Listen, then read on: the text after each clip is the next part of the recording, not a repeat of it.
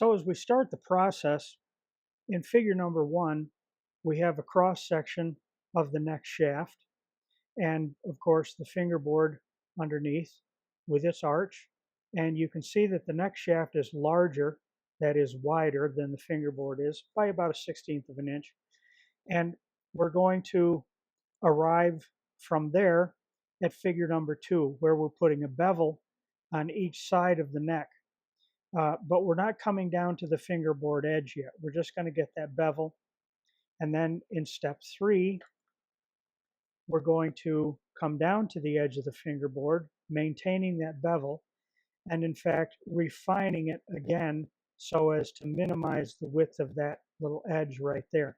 And in the sketch that I've drawn, this edge right here is a little bit inaccurate. It actually wants to tilt in just a little bit. Not terribly important, but it's a good idea to tilt that in. And then eventually, we're going to end up with this situation where we have the two main bevels, and then we're going to cut. They don't show well in my sketch, but we're going to cut another facet here and another facet here, and then we'll deal with the very back edge of the neck. But that's the general process. So I'm going to make you seasick and bring you over here to the neck, where you can see that the shaft of the neck is clearly wider than the fingerboard, and it's square. So I'm going to begin by taking this off. Now I've done the other side already, and we'll go back and compare those later. But I've done the other side. When I get up here at this transition, this is going to require some finessing here, because it's not just a matter of beveling that off. We're sculpting. We're working 2, 3 dimensions at once here. So this is going to require a little bit of extra thought, but it's not hard to do. So here we go. All right, I'm going to try and talk my way through this as I work. So I'm going to start with my spoke shave. I'm looking at this edge and I'm seeing that the run out in the grain is working against me, so this may or may not be a good idea, but we'll try it and see how far we get. So I'm choosing a bevel. The particular angle doesn't make, I don't believe, as much difference as the consistency that you achieve when you do it. I do like to get quite a slope toward the center if I can. And I think that's one of those things that you choose that angle, and as you do this more and more, you get better at deciding what that ought to be. And I think you'll find that as you do several of these, after a while you'll find that that angle will tend to be pretty much the same thing every time you do it. So this spoke shave is not, as I mentioned, it's not requisite, but it's kind of a fun tool. And I'm not taking deep cuts here because I don't believe the wood will tolerate it.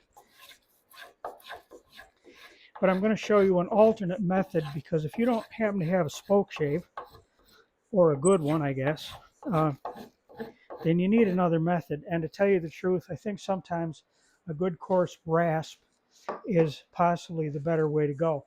So I'm going to get out my down and dirty rasp that I showed you yesterday that's pretty much not very good, but it's still got a little life left in it. And I'm going to go right at this hammer and tong.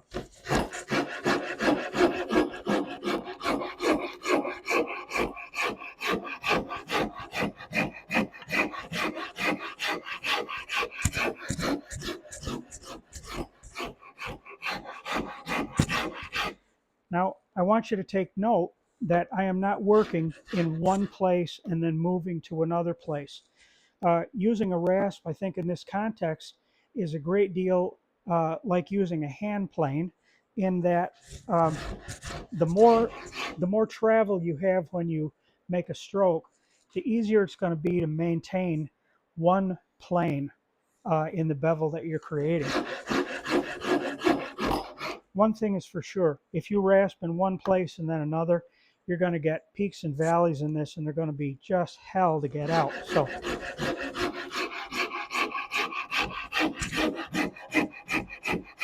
And you see I'm stopping right here. That's because I need special treatment here. So I want to avoid this for now.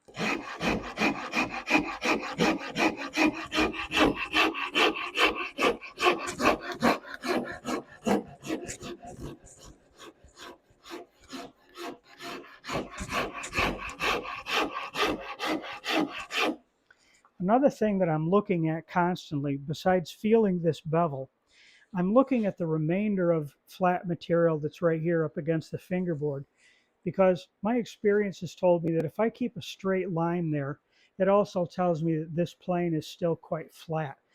You won't achieve perfection there, and there's no need to, but as you can keep that little remaining edge uh, from here over to where you've cut, if you can keep that nicely parallel, I think it's very helpful as a gauge.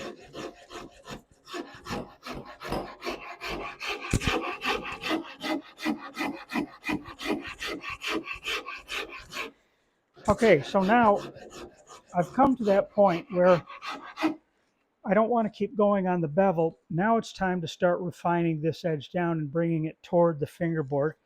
And up here is where I need to do some finessing. So I'm going to begin that roughly right now. And I'm going to turn to my round side of my rasp. And I'm even going to change rasps here and go with one of these that I don't like.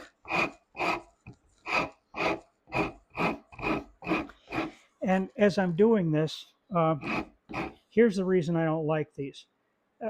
They claim that these hand-stitched teeth don't fill as quickly, or they don't fill. Well, you can see here that they do, and I can feel that. As soon as those clog, uh, it's like just rubbing a plain piece of steel over this. So these things are all right, but they're not the greatest. They're no panacea. Um, so still with my crummy rasp, I'm beginning to come into that round area, and I want to begin to come down toward the fingerboard right here. So I'm going to go back to my flat side. And it's a close, tight area, so you gotta be careful. Use a little finesse. And here is a place where this smaller, finer rasp comes in handy. And you see I'm pulling this area over, this transition area. I'm pulling it over just a little bit toward the center of that neck. Be careful about chip out. You say I just committed a little chip out there. That's going to be okay, but do be careful.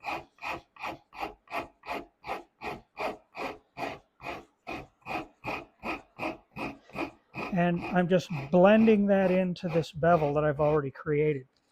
And I'm happy enough for now with what I have. I'm not there by any means, but I'm happy with that. Now it's time to bring this edge right here down flush with the fingerboard. And here some care has to be taken, because obviously you don't want to gouge into your fingerboard. So this is where I will, because I'm about a 1/16 of an inch away, I'm going to start with this coarse rasp, and I'm going to bring that down, but I'm going to finish that off probably with this curved tooth file, and then maybe even with a scraper. But as I'm removing that little bevel, which by the way is between 1/8 of an inch and 3/16 of an inch wide, seems quite sufficient. I don't want to come straight across. I don't want to be at 90 degrees to the back surface of the neck. I want to bevel that a few degrees, because that minimizes the risk of striking into the edge of your fingerboard, which when you're scraping that, if you hit it a hair, that's only a few thousandths of an inch. But something like this, of course, that can do some real damage. So you notice I'm maintaining a bevel there.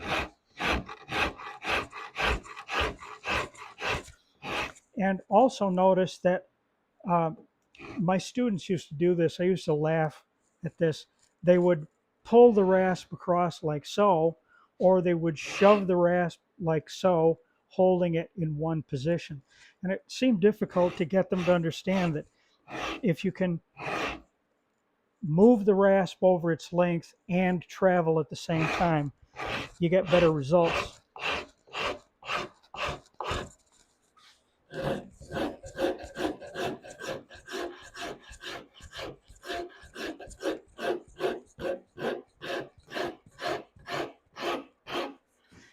Now, of course, this surface is getting wider, my bevel is getting narrower, so now I'm going to go back and widen that bevel again, and thereby decreasing the width of this bevel here on the edge. So a little more attention back here again.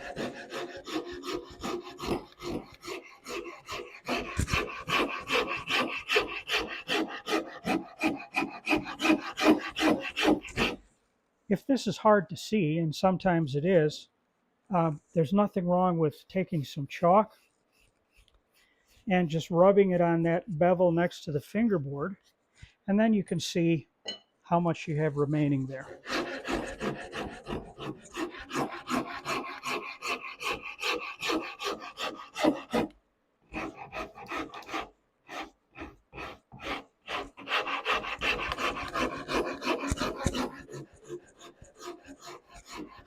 And now I want this facet right here, I want this to be quite narrow. If I can get that down to around 1/8 of an inch, I'm going to be much happier.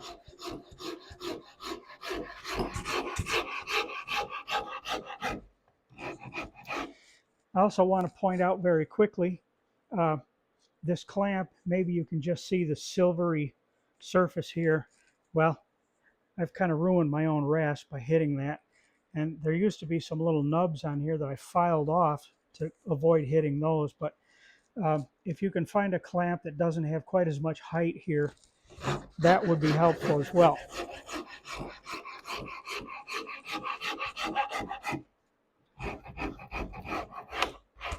Okay, I'm happy enough with that, and I'm happy with that width of that facet right there. And I'm going to come back and finesse this area just a little more. One of the nice things about these little razor files or rasps is they don't clog as quickly, but when you put a lot of pressure on them, they can be very aggressive. But when you need to just apply finesse, they can behave a little more like a file. And in that regard, they're quite handy.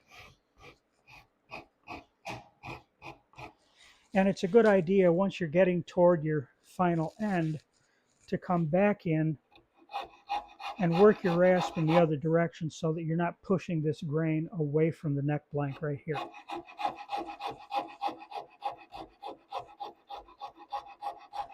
And again, I'm just blending that in a little bit, just blending it in.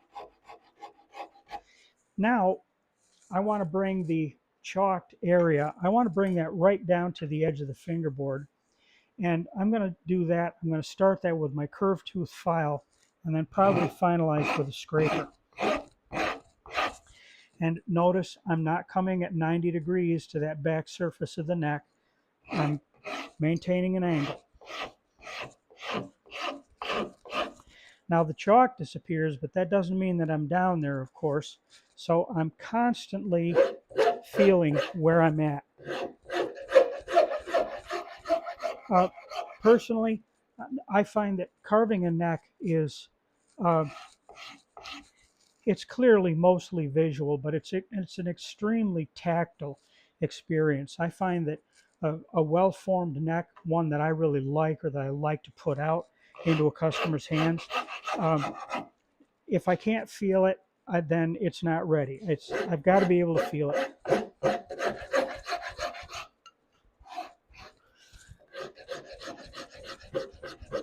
Okay, a problem area back here, and I'm going to bring you over closer to see this. And I hope you can see this adequately here.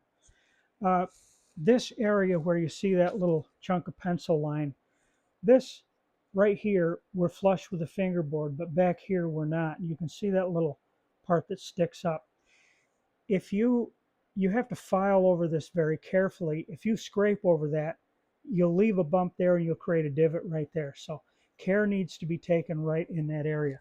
So I'm going to position you back where you were or close to it. I guess I'll park you right here. Is that okay? And maybe you can kind of see what I'm doing to eliminate that problem. I'm also tending to round a little bit right here because my heel is already shaped. So I can follow that some. And I'm pretty close, but I'm not quite there. And you need to come right down and hit that. So I'm going to reach over here. I do have another one of those razor files or rasp that is a flat one. And right here, that comes in handy. All right, I've got that pretty well taken care of. I'm feeling a ridge for part of this. I'm going to take just a little more off in this area. And now, whoop, a little more here. Tactile, folks, very tactile. So I've got that just about where I want it. And now I'm going to move you back over here. Bring you up a little bit. And I'm going to come right down through here with a scraper. And when I can feel that every inch of that is smooth against the fingerboard, Bob's your uncle, as they say. There we go. So my next step now is to finesse this area a little bit more. Actually, a great deal more. So I'm going to continue to blend this in.